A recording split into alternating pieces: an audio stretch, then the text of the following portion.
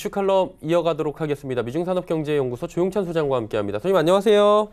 예, 안녕하십니까. 네, 아래 공포가 조금은 잦아들고 있긴 한데 이 부분 때문에 사실 지금 뭐 채권이나 이 부분도 이동이 좀 있지 않았습니까? 주식과 채권 펀드에서 좀 변화가 감지가 됐습니까? 네, 전 세계 그 투신 자금 흐름을 보면요. 지난 3월 달에는 42억 달러 정도가 2개월 연속 순매수 유입됐습니다. 2월 달에 416억 달러였기 때문에 한 10분의 1 정도로 규모가 줄어들었는데요. 주식 펀드 같은 경우에는 4개월 연속 순유출이 일어났습니다. 특히 선진국 같은 경우에는 무려 242억 달러가 빠져나갔는데요. 이로 인해서 6개월 연속 순유출이 됐습니다.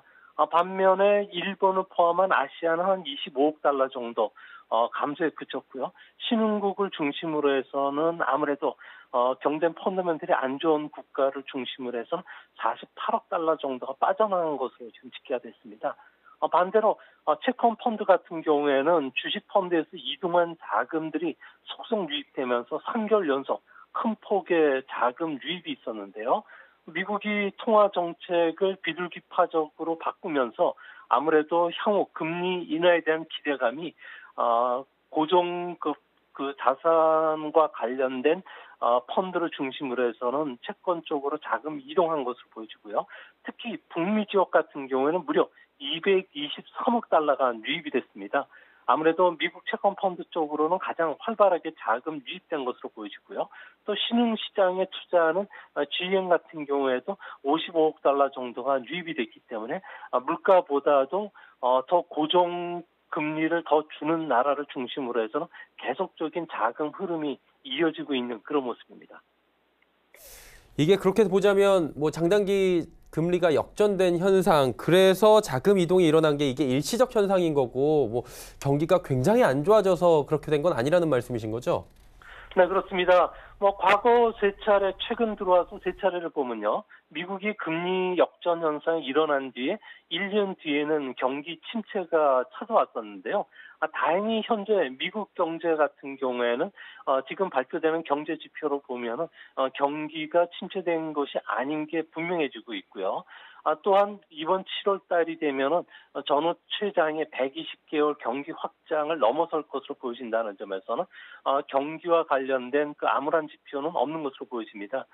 향후 미국 금융시장에 큰 혼란이 일어날 가능성도 없다는 점에서는 앞으로 미국 채권 시장이 안정될 것으로 보여지는데요. 여기에 미국 기업들의 실적도 1분기를 바닥으로 해서 2분기부터는 주가 회복 모멘텀이 상당히 강해질 것으로 나타나고 있습니다.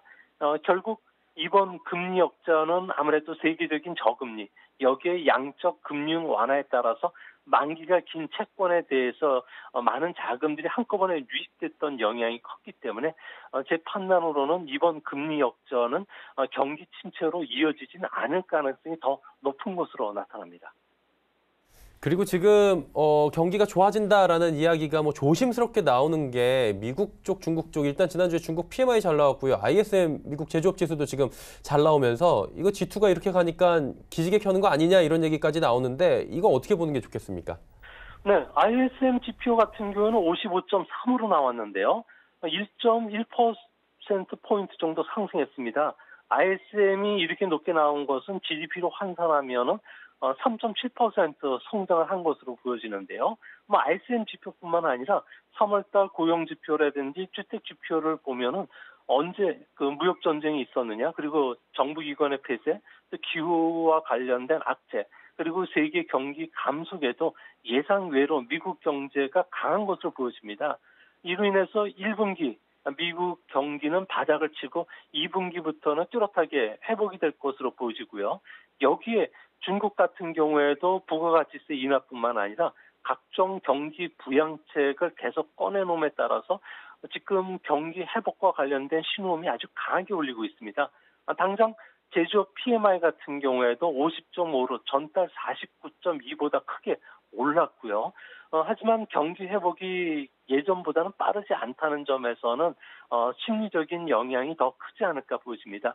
OECD 경기 선행 지수를 보더라도 1분기를 전후해서는 경기 바닥을 칠 게 확실하고요. 또 회복 국면에 들어갈 것으로 예상이 된다는 점에서 우리나라 경제도 이제는 머지않아 경기 회복 신호음을 들릴 것으로 보여지는데요. 아무래도 그 이번 주말까지 있는 미중 무역 협상과 관련해서 타협점을 찾는다든지, 그리고 미국과 중국의 추가적인 경기 호전 신호가 있다면 수출주를 중심으로 한 경기 민감주가 먼저 우리 증시에서도 경기 신호탄을 쏘아올리지 않을까 조심스럽게 전망을 해봅니다.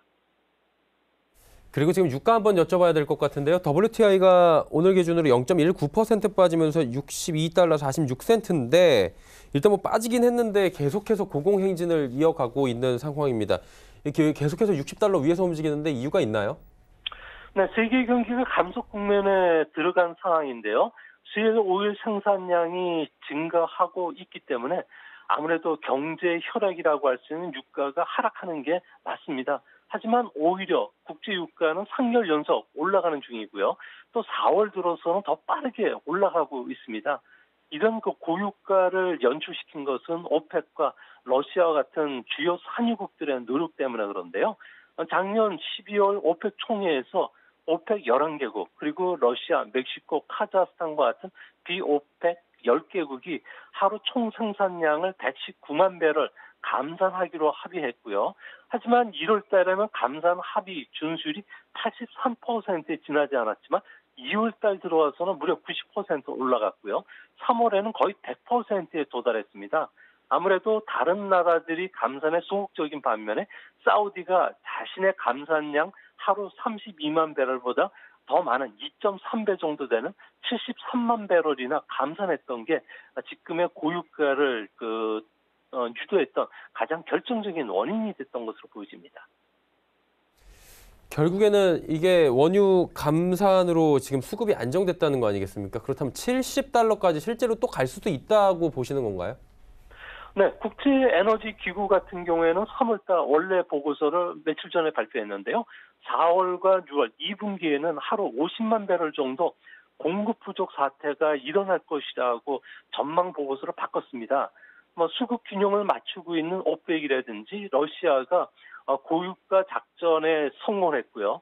여기에 미국이 이란과 베네수엘라에 대한 경제 제재를 강화하고 있기 때문에 그렇습니다. 다만 심각한 수급 불균형에 빠지지는 않을 것으로 보여지는데요. 이번 유가 상승의 특징은 특정 지역의 원유 공급이 끊어지는 사태가 촉발했던 전 세계 원유 공급 감소가 아니라 품질을 둘러싼 혼란 때문에 그런데요. 우리나라라든지 일본과 같은 8개국은 이란으로부터 원유를 수입을 해오는데 이번에 원유 수입 연장이 안 될 가능성이 높다고 합니다. 이렇게 되면 우리나라 석유, 정유, 화학 업계 같은 경우에는 이런 이란산의 저렴한 초경질료 수입이 중단되기 때문에 원가 상승에 따른 수입 악화가 우려가 되고요. 또 여기에 베네수엘라산 원유에 대해서 미국 석유회사 그리고 제3국 기업의 제재에 나선다면 아주 단기적이나마 유가는 70달러까지는 올라갈 수 있을 거로 보여집니다. 하지만 이 경우에 미국 같은 경우에는 산유국에 대한 증산 요청을 강화하고 있고요. 실 오일도 증산이 가속할 것으로 보여지기 때문에 하반기에는 계절적인 요인과 더불어서 원유 수급 사항까지도 개선될 가능성이 높다는 점에서는 예전과 같은 고유가 사항은 한순간에 좀 무너질 가능성이 있다는 측면에서는 언제 하반기에 저유가 사항으로 돌아설지 모르는 그런 상황이 되지 않을까 보여집니다. 네, 유가 여쭤봤고요. 유가만큼 중요한 게 지금 미중 간의 그 무역 협상 부분인 것 같은데 고위급 회담이 지금 진행되잖아요. 4월에는 뭐 정상회담 지금 될까 말까 얘기 나오고 있는데 일단 분위기는 좋은 것 같습니다. 그러다 보니까 미국 시장 올라온 것 같은데 이 부분은 어떻게 보는 게 좋을까요? 네, 미중 무역 협상과 관련해서는 90% 정도는 합의가 마친 상태입니다. 아직 이견이 좁혀지지 않는 문제는 중국의 지적재산권 문제, 그리고 추가 관세 철폐 시기를 놓고 지금 저울질하고 있는 상황인데요. 이 때문에 어느 정도 합의만 된다면은 4월 중 미중 정상회담을 열어서 대통령끼리 최종 사인하는 방향으로 잡는 그런 그 중국 측 의도가 상당히 강하게 지금 내포되는 보고서들이 나오고 있는데요. 뭐 중국 같은 경우에는 LNG와 같은 수입 확대 방안 외에도 뭐 지적재산권 보호, 기술 이전 강력 금지를 위한 법 정비를 서두르고 있기 때문에 미국 측도 좀 양보해달라는 요구를 하고 있는 그런 모습입니다. 만약에 서로가 그 이견이 좁혀지지 않는다면은 아무래도 관세와 관련된 철폐 시기라든지 규모가 그 걸림돌이 될 가능성이 큰데요. 미국 같은 경우에는 중국이 무역 합의를 위반할 경우에 제재 관세를 다시 발동하는 벌칙 조항과 관련해서는 전혀 중국의 요구를 받아들이지 않고 있기 때문에 이번 장관급 회담에서 큰 틀의 합의가 이루어진다면은 4월 중 미중 정상회담이 있는 거고요. 만약 큰 틀의 합의가 이루어지지 못한다면은 아무래도 미중 정상회담은 6월 이후로 연기될 가능성이 크다는 점에서는 앞으로 한 2달간과 관련된 불확실성이 아무래도 주가에는 좀 악영향을 미칠 수 있다는 점에서 이번 그 주말까지 있을 무역 회담의 결과가 향후 증시에 결정적인 그 모멘텀이 되지 않을까 보여집니다. 근데 이게 미국 같은 경우에는 중국에 대해서 이렇게 통상 정책을 펴나가면 이게 원론적으로 봤을 때는 무역 적자가 해소가 돼야 되는 건데 줄기는커녕 지금 확대되고 있는 것 같은데 이 부분은 어떻게 봐야 되는 겁니까? 네, 그 트럼프 대통령 같은 경우에는 뭐 통상 확대법 232조에 근거해서 중국산 철강 수입품의 25% 관세를 작년에 부과했고요. 또한 그 통상법 301조에 근거해서 2,500억 달러 중국 수입품에 대한 수입 관세를 부과했습니다. 여기에 위안화 절하도 막고 있는데요. 하지만 작년에 미국의 대중국 무역 적자는 사상 최대인 4,192억 달러까지 급증을 했습니다. 아무래도 미국의 공급 능력이 부족한 상태에서 감세라든지 재정 지출 확대가 미국 내 수요를 키웠던 것으로 보여지고요.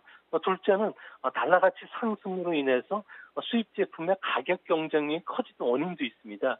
이뿐만 아니라 달러화 절상, 그리고 중국의 수요 둔화, 그리고 관세 인상으로 수출이 줄어들었던 영향도 컸었던 것으로 보여지는데요. 미국이 무역 적자를 줄이기 위해서는 미국 내 생산 제품의 가격 경쟁력을 높여야 되겠고요. 투자 확대를 통해서 생산성 향상뿐만 아니라 공급 능력을 더 늘려야 되는데요. 문제는 세계 경기 침체로 인해서 미국 기업들이 생산성을 높이기 위한 투자에 상당히 소극적이라는 겁니다. 이뿐만 아니라 달러화가 기축통화다 보니까 강세가 꺾이지를 않고 있기 때문에 앞으로 수출 경쟁력 회복이 그렇게 말처럼 쉽지는 않을 것으로 보여집니다. 자, 그러면 이제 미국이 무역 적자를 줄이는 게 목적이었잖아요. 그러기 위해서 앞으로 어떤 정책을 다시 펴나갈지 이 부분도 봐야 될 것 같은데 어떻게 움직일까요?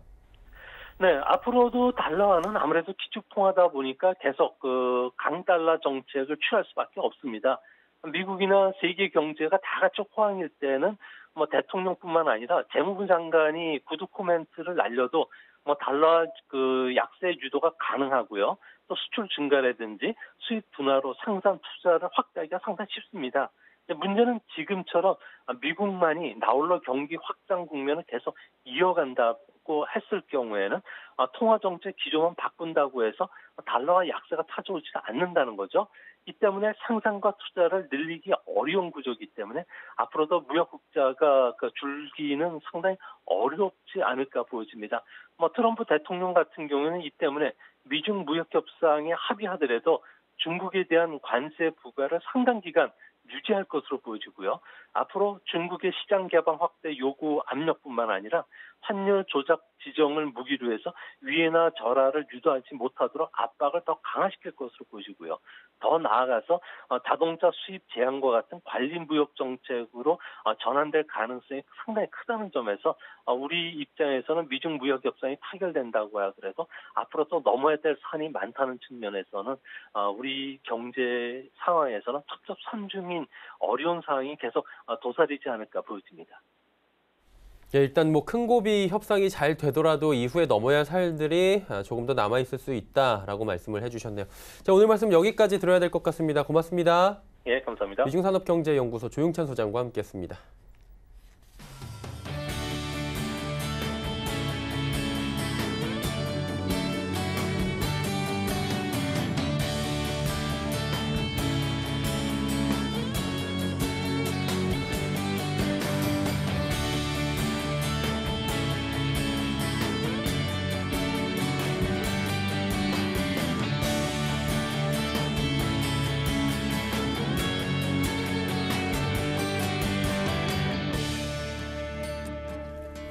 오늘 전 일정 1부 함께 하셨습니다. 잠시 뒤 2부 예고해드립니다. 오늘도 2부에서는 레벨업 트레이딩 타임 시간이 준비가 되어 있습니다. 두 분의 전문가와 함께 다양한 종목들 이제 시장에 좀 집중을 해보도록 하고요.